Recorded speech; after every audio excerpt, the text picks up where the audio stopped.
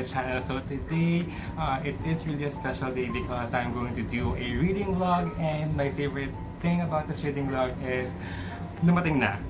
Dumating na yung pinakahihintay ko, dumating na siya, and I ordered this last May, and ngayon dumating na siya ngayong June.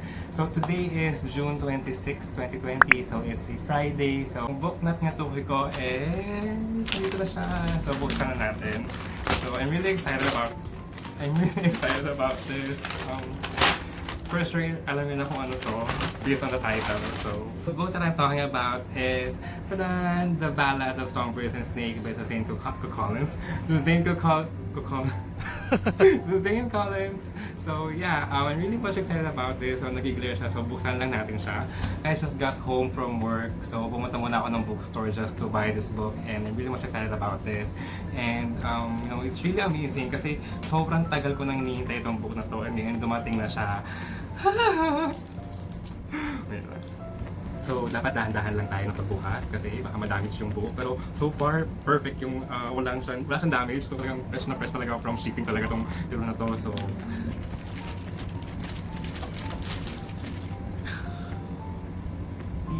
baka na siya. Let's go na.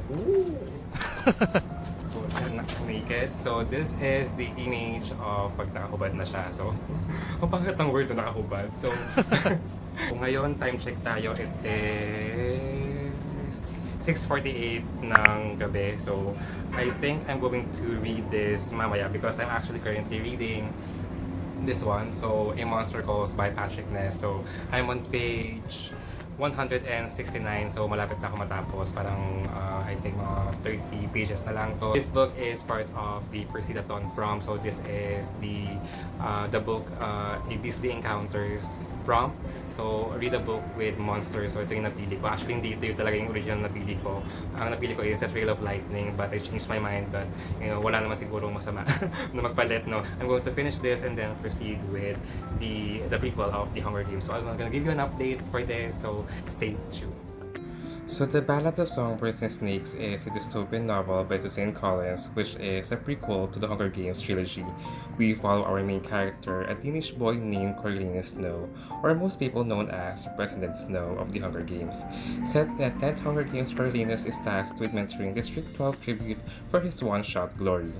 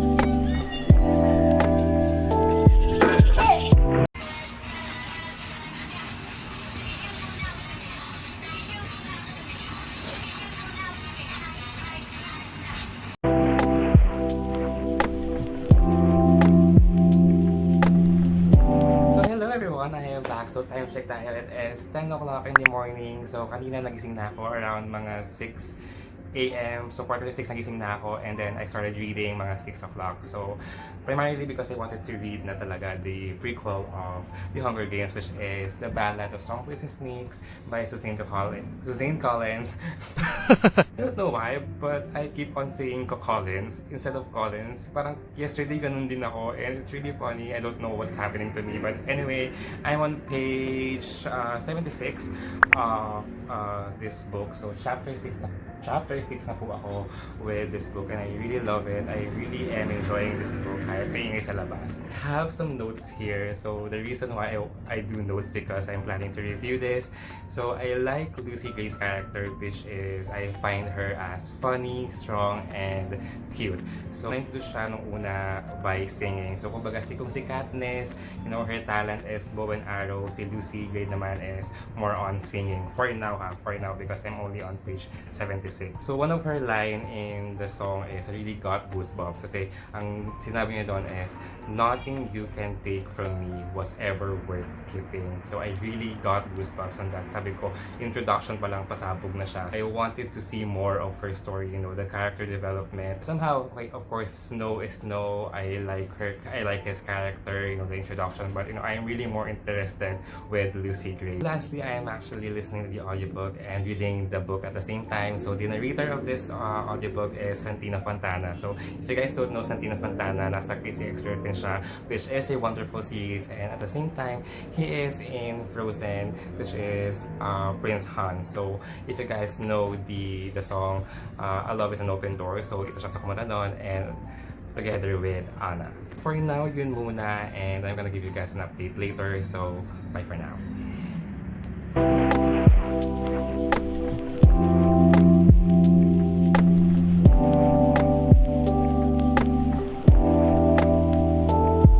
So hello everyone, I am back. So reading update, time check muna tayo. It is 8:43.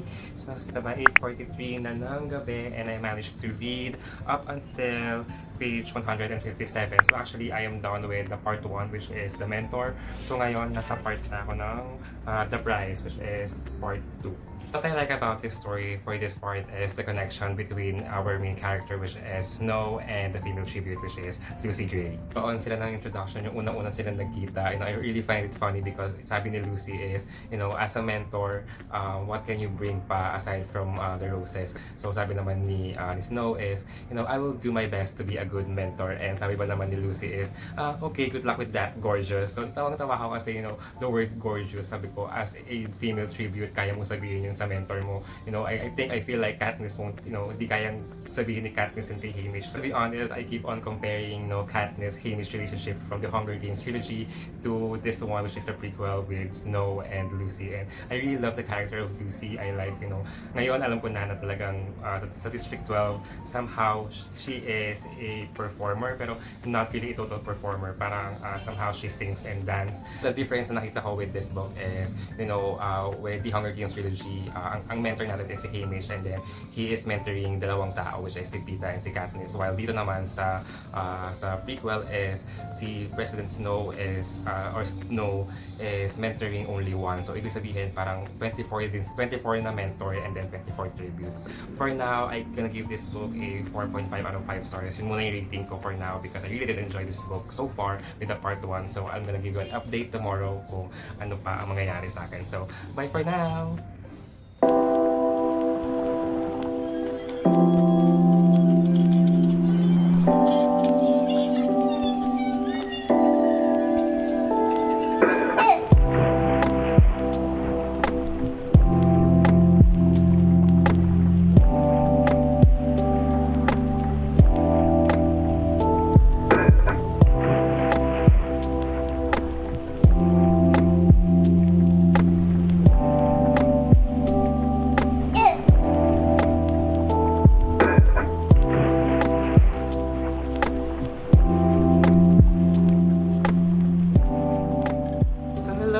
I am back. So time check tayo. It is 10:23 na ng umaga. So 10:23 and it is Sunday, June 28, 2020. And reading update is I managed to read up until 236 pages. So,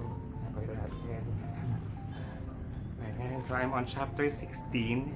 So, nasa part na ako wherein nasa 10th Hunger Games na tayo, and nandun na si Lucy, and I really find it funny kasi nakakatawa is, di ba with the Hunger Games, kapag may namatay or namatay na tribute, somehow there is like a signal cannon. Dito naman is parang Mobile Legends, no? Parang may commentator, may magsasabi na, okay, first kill goes to ganyan. So, parang Mobile Legends. So, tawang-tawa ako. So, I am really entertained with the setup of the 10th Hunger Games kasi nga parang dito sa story is parang hindi pa masyadong fix yung lahat ng nangyayari sa Hunger Games, kung paano yung, basta ang alam lang nila is they need to, to kill each other. So yun lang. So technology-wise, parang hindi pa rin siya ganun ka-enhanced. And I saw the difference between the Hunger Games and with this prequel is, with the Hunger Games talagang fast-paced siya and concentrated siya with the game with the Hunger Games. Pero dito, it's really more of the story of President Snow.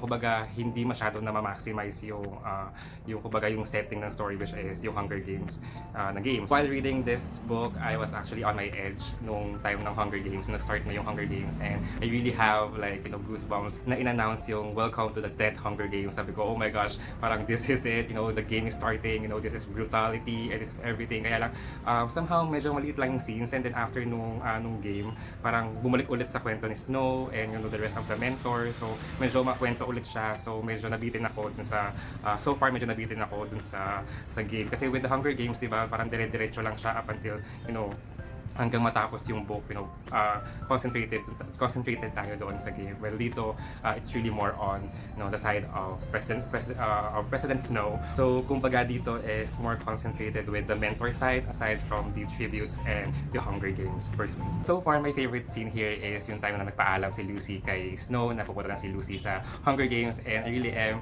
loving that scene. Ang sobrang sweet ni Snow doon, at the same time, parang somehow parang nagkaka-inlove na silang dalawa, and I really love that scene. I really love that, and somehow I really wish na si Lucy is hindi mamatay sa Hunger Games.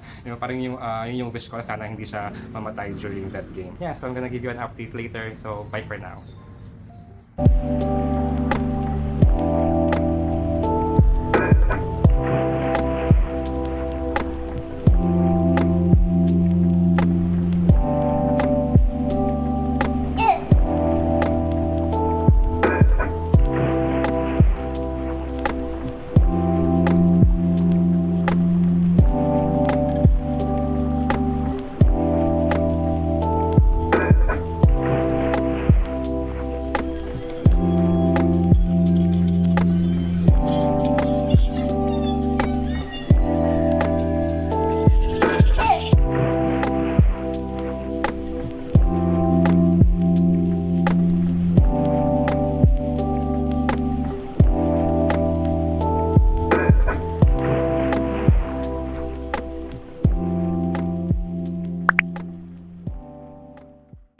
So hi, I am back. So it is Tuesday and it's around 6 o'clock in the evening, and yeah, I actually finished reading The Ballad of Songbirds and Snakes by Susan Collins today, and actually I finished reading it around 4:30 in the afternoon, and to be honest, I am still in a confusion stage. I'm still confused on what to rate on this book, and I think I'm gonna say something a lot more siguro when it comes to my book review. So I will split my book review. This is mainly really my reading vlog. Thoughts and opinions of this book is I just really don't know what to say. As of now, I don't know what just happened, and I keep on internalizing things. Example is the reason why I can't say anything right now, because somehow I don't want to say that I don't like the book. I don't want to say it because I keep on saying that may reason. So to be honest, I just don't know what to say right now. I don't know what my feelings, 2 hours, 1.5 hours na ako nag-iisip ko, ano ba talaga ang rating ko? Ano ba talaga yung nararamdaman ko toward this book? Because I'm really having a mixed feelings right now, and I just don't want to say that I love this book. I don't want to say that I don't like this book, because I just don't know yet. So I just hope you understand that I can't really say more about this book, but I will do a separate book reviews on this. So doon ko na lang ilalabas lahat ng nararamdaman ko, kung ano pa talaga yung nararamdaman ko. So yeah. By the way, with the epilogue, it was just I was really expecting something, because remember Mags from Catching Fire, she is actually my favorite character, and I really am sad nung namatay siya sa Catching Fire. Into this book, parang tinignan ko na lahat ng characters, kung ano ba yung yung mapapabilang sa book. So parang inisip ko rin na parang baka kasama si Mag sa story kasi parang siya yung pinakamalapit na kilala natin. I remember her because she won the 11th Hunger Games. So I was really expecting na baka sa epilogue dumating siya or makaka-mention siya dun sa epilogue. But again, hindi siya. So my expectations were not met. But it's fine, it's okay. So wrapping up this reading vlog, all I can say is I really love Lucy Gray's character. I really love especially the singing part, and all of her singing part is my favorite. I think that is my favorite scenes. Madami scenes sa lahat ng sa book na to. So that's it for now with my reading vlog. I really did enjoy this. I think it is a 4-day reading vlog or 5. I can't remember. I'm not good with math. So anyway, thank you for watching, and if you like this video, give it a thumbs up, and if you wanted to see more about my bookish side, you can click subscribe, and I will see you on my next video. Bye!